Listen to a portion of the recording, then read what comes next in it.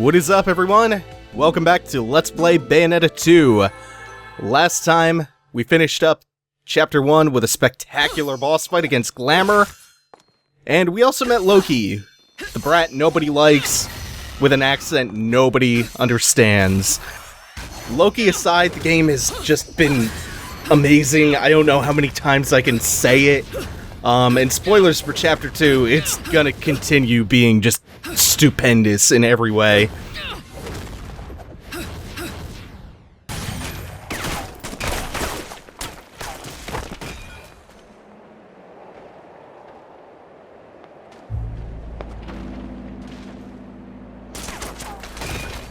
So, our fates and our paths cross once again.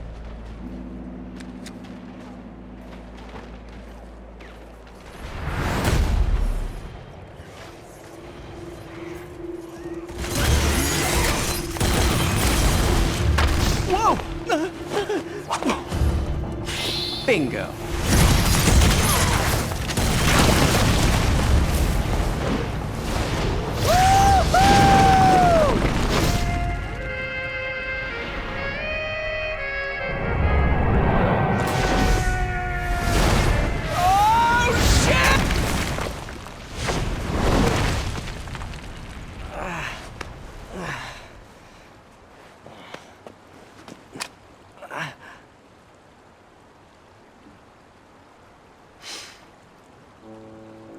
Fleur de la Reine, Maid of Nerine, also known as diamond lilies, I think.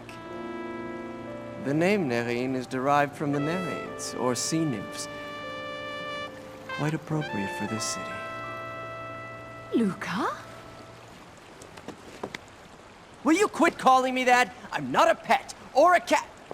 Oh wait, you said Luka. Not used to that. How are you, Bayonetta? No matter where I am, you always know how to make an entrance. Nice glasses. Oh, these? Rodan has a soft spot for Shinshu sake from Japan. It was an easy trade to get him to make these for me.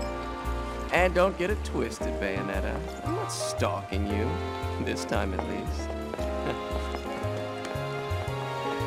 Look, I know you've got nothing but secrets. Hell, that goes for anyone, right? But if there's one thing I've learned in my line of work, it's when I found you, I found the story. What on earth are you on about this time? Don't act dumb with me. You know the story better than anyone. The Umbra Witches and the Lumen Sages, two clans that wielded incredible power just 500 years ago. Clans of the Overseer, watching over us all with the eyes of the world, the power to govern light and darkness. But now I know that there really was an Overseer. And this Overseer is the one who created the eyes of the world for humanity, the same ones that the clans held on to so hard. The Overseer was the true creator, the true god of the human realm, the god of chaos. The god of chaos? From what my research has told me, that god used to live right here in Noatur.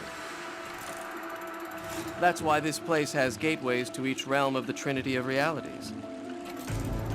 La Porta del Paradiso, the doorway to heaven, and La Porta del Inferno, the real gates of hell.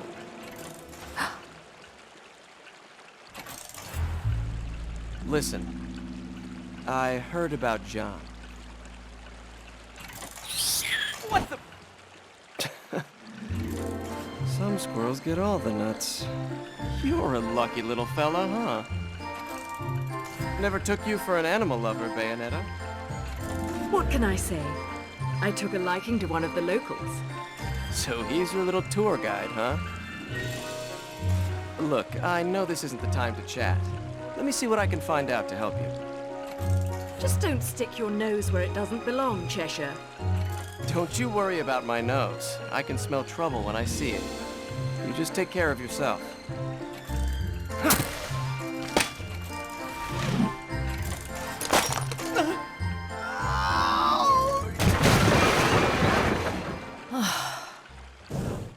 think I'm falling in love with Luka's new design, but even more than that, I love how now he's kind of he thinks he's even more suave and debonair than he did before, but he's somehow even more of a buffoon now, because fuck you, Bayo and John and Rodan are the only ones allowed to be cool. Get out of their spotlight.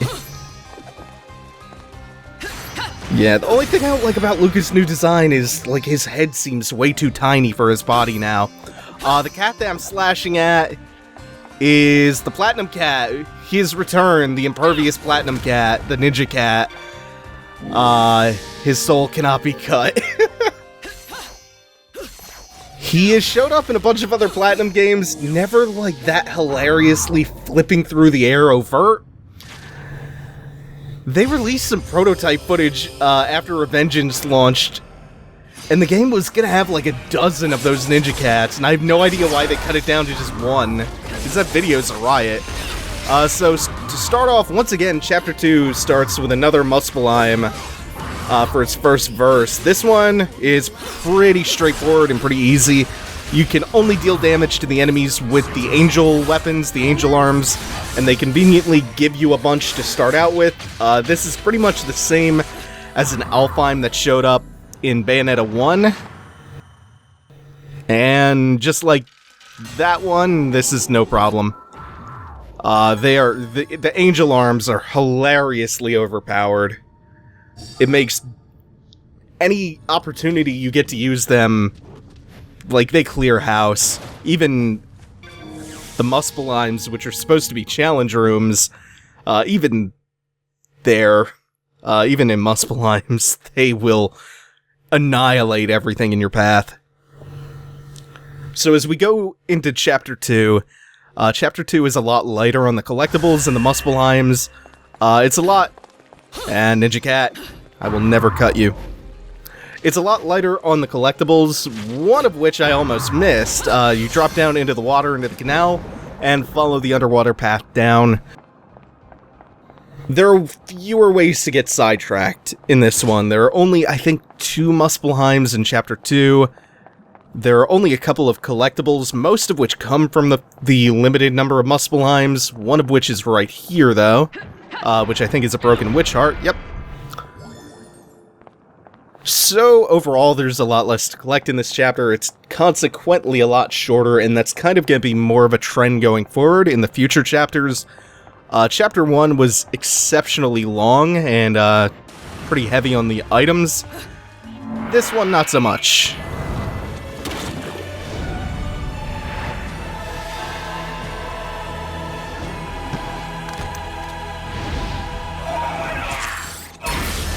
What a cool-ass design. You know, it's taken me this long to realize it, but that angelic chanting, that hymn that plays when new angel enemies are introduced, I sort of love it. It's a really nice sound effect. Oh, this feels so good! Yeah! Oh, this is awesome. That Enrapture enemy is super cool, too. Their gimmick is that they enrage enemies and buff their damage and stuff. That's why that guy is turned red. He has been buffed. Oh, yeah. God damn, everything is so good here. Everything. A little bit of magic replenishment at the end. So Enraptures were cut concepts from Bayo 1. And if I didn't say it, they buffed the other enemies. I'm pretty sure I did. Rules of nature! Half-hearted shout. This diary is literally only here to make that callback to Remembrance. We're just learning more about the tsunami that hit the city and the whirlpools that were created and all that stuff. The natural disaster that landed a while back. What's wrong?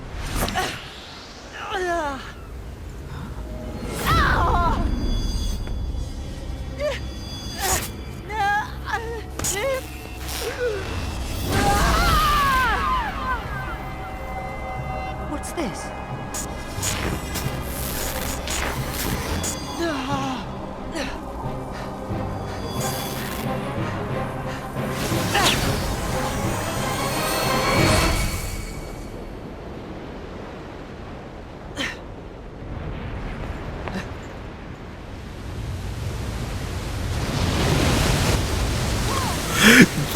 the coolest shit ever! Oh my god! And we get to appreciate it twice, because if you run halfway out into the tidal wave, and then you head back to where you did first 2, you get a hit in verse 3, and we get to see the tsunami again. Oh yeah, this is awesome! Like, everything right now is so good. Yeah, juggle. Oh, did he parry to break free of that juggle? Yeah, he did. Oh god. No. Aw. That hit right at the end there. Oh, and you can see the stagger state, the dizzy state. Oh, man. I can't believe what a cool set piece that is. I just wish that hadn't been spoiled in a GIF for me before the game came out. I saw somebody posted a fucking GIF of this. Oh my god, that's amazing. That's like, that might be one of my favorite set pieces ever. That's ridiculously cool to look at. Where did you learn that trick, little one? I've never seen a witch, or a sage for that matter, pull off something like that. Come on, love. You think I'm just gonna tell you my secrets when I don't even know whose side you're on? All right. It seems I can control the remembrance of time. That's a big deal here. It seems? I mean, no. I got nothing else to say, love. The remembrance of time.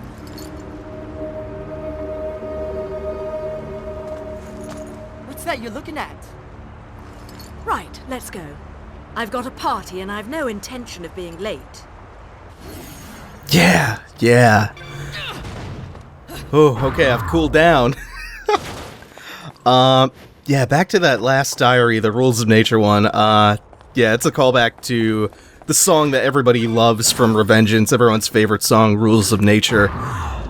Which I don't get. I don't even think Rules of Nature is in the top 5 on that soundtrack. It's Armstrong's theme, Collective Consciousness, Blade Wolf's, which is I'm my own master now, Sam's theme, The Only Thing I Know for Real, Mistral's theme, A Stranger I Remain, and A Soul Can't Be Cut for top 5 on that. Rules of Nature is like a solid number 6 on that soundtrack. The Path of the Chosen, the diary that I just skimmed, was just talking about how there's this long-forgotten sacred path that leads to the base of Fimbulventer, and there are murals depicting people walking along the walls of a tower leading up. But there's no time for that oh god, I love how they fly off! Yeah, and you get wall bounces and stuff now. God, everything is so good. Yeah, you come back out here after you've gone into the area where the journal was and the Umbran Crow, and again, another hit in verse 4. Yeah! Oh, right! Last second. Witch time feels so good. And I'm pretty sure the accolade with the harp just bounced off the wall.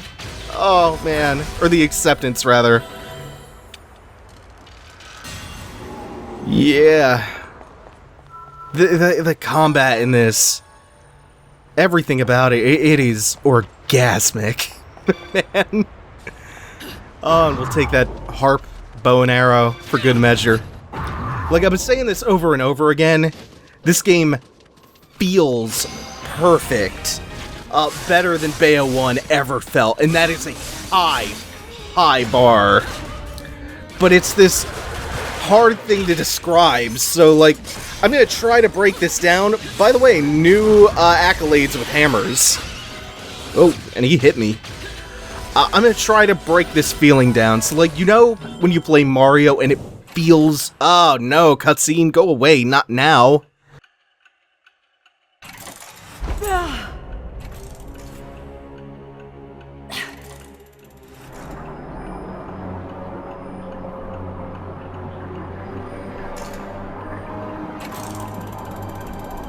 If you were gone, it'd all be...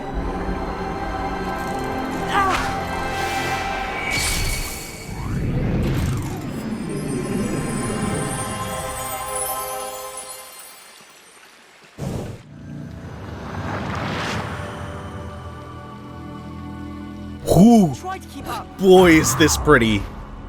And Loki seems to have a little bit of a split personality on top of his amnesia, so he's just the picture of good mental health. God, I cannot believe how ridiculously amazing this looks. So, the trigger for another hidden verse is smashing these chests down here. What I was saying before the cutscene, and I'll try to not get interrupted again by another cutscene. So, like, you know how when you play Mario, and it feels good to jump? Everything is just right, just like, oh man, just, yeah. Like the speed, the precision, the simple inputs, the jump arc, the height, how long he stays in the air. It's this nebulous thing to describe, but it just feels good, like that. Well, a while back, a guy named Steve Swink coined a phrase for this, and it called it game feel. And it's exactly what it sounds like. It's this tactile sensation of playing. It's how satisfying does it feel to hit the buttons. And Bayonetta is head and shoulders one of the best games ever in terms of how the game feels. It's not just like raw responsiveness, like it's not just input delay that's part of it. It's how enemies reel back when you hit them. It's how snappy the characters move. It's the hit stop that freezes the frame for just like a split second that gives you this feeling of weight. It's the sounds, it's everything. It's all of this stuff accumulating to to convey a physical sensation of hitting the enemies, or jumping, or doing whatever. LP. No rest for the wicked, even if I am jollier than the average demon. But no need to pity me.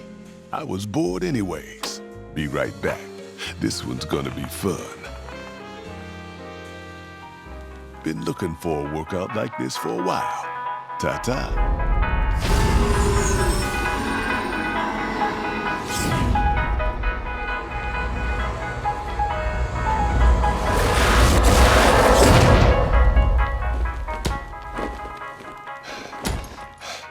You know how they say life's a bitch?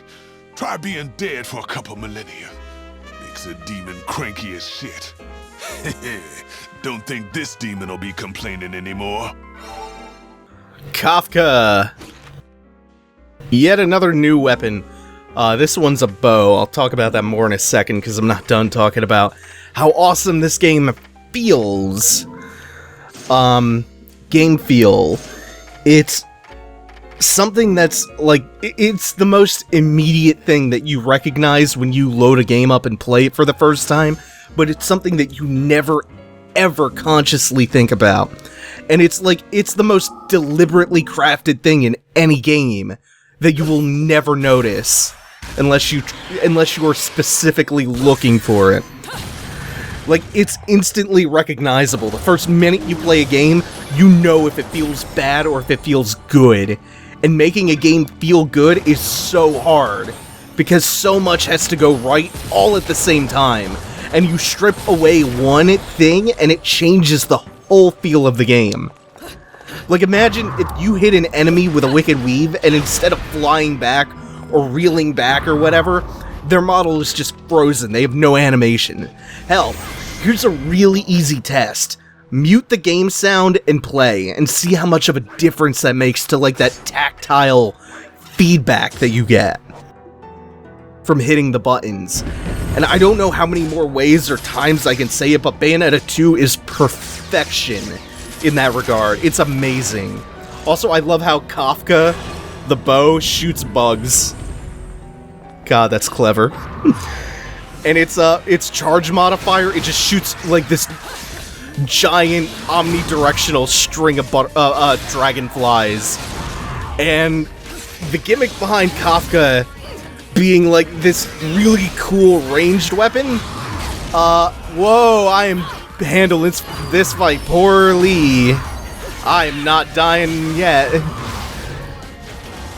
Haven't died so far. I'm not doing it in chapter 2, or am I?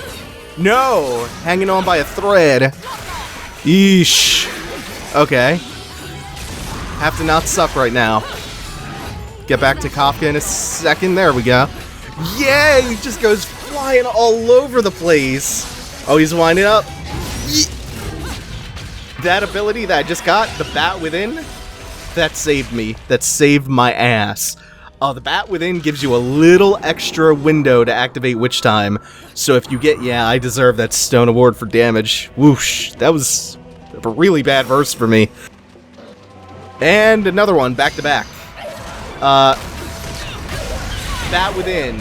When you get hit, if you activate, if you dodge immediately, like the second you take that hit, you will not take the damage and you'll activate Witch Time. You'll kind of scatter and disperse into a flurry of crows. Or, bats. Ooh. Oh, right. Someone helpfully corrected me about something. This is Belief. I believe I kept calling the smaller enemies, the Compassions, Beliefs. This guy's a Belief. We fought one of these near the end of, the prologue. Yeah! Oh god, I love the Demon Crow. Yeah, that's hitting. Okay, I just wanted to make sure that flurry of kicks was actually doing damage. Okay, I think that made up for the shitty verse I had last time. God, Kafka. Right, Kafka. The gimmick of Kafka is that enemies... Oh, the new frog summon! Enemies hit by Kafka are slowed down, and they are also poisoned, so they take damage over time. Makes it a really handy weapon to keep in your alternate weapon slot. You just poison them and then go to town and it's stacking all this damage. Ooh. Plus, if, again, like as far as game feel goes, it feels awesome to fire. What is this muspelheim? I forget. Oh, single combo challenge. Right, one of these. So this one's not bad at all. It's a bunch of Compassions. And I don't think they introduced the shield enemies yet, so this shouldn't be a problem. No, it's Compassions and Enraptures. Okay. Yeah, that's not anything too bad. And speaking of game feel, by the way, to get back to that, Platinum put up this awesome blog post about it, where they're like, here's the damage reactions for enemies in Bayonetta 1, and here's some in Bayo 2. We basically just added tons of different ways enemies would move when attacked for all the different attacks. Would you ever notice that? Would you ever make that observation if I didn't tell you that? That the enemies have, like, tons of different animations depending on which attack hits them, or where they're hit? You're like, you're not conscious of it at all, but you feel that difference. Isn't that fucking amazing? I think it cited like 3.5 times as many reaction animations in Bayo 2 as the first game. That is... Jesus Christ, that's amazing. And these are all new enemies, so it's not like they just added a couple of new animations to existing assets.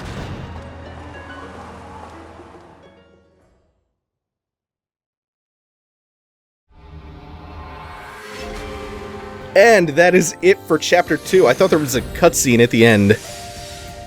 Like my new haircut?